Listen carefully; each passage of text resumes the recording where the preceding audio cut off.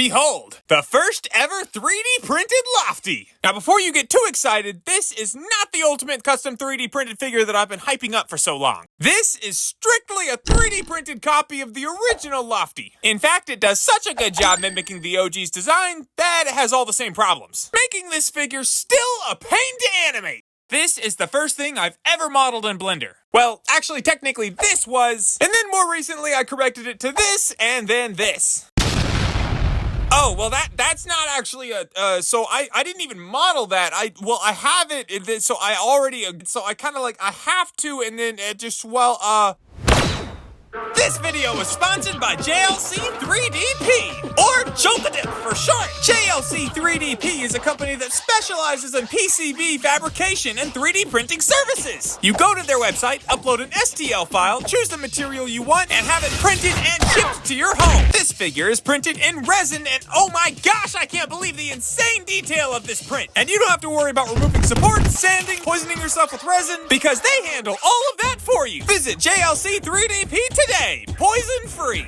Anyway, ever since I got a 3D printer, it has slowed production down a little bit because I've been having to learn Blender and I've been having to learn how to use a 3D printer, which, as you can imagine, takes a lot of time. But just you wait until you see what I'm capable of with a 3D printer. With it in my possession, my power will be unlimited!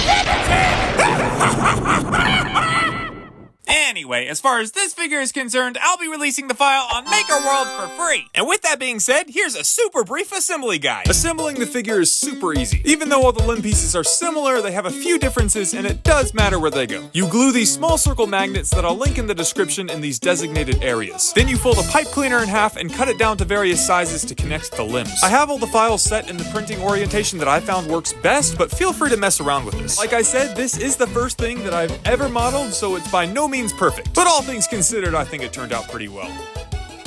While this figure has its issues, it's still pretty cool to have an exact duplicate of Lofty. A stronger, more superior version, that is. I'd even say that... What the heck is this? What do you mean? I just explained what the heck this is. Well, try to explain it with a fist in your eye. Well, try to put a fist in my eye with a fist in your eye. That's not a fist!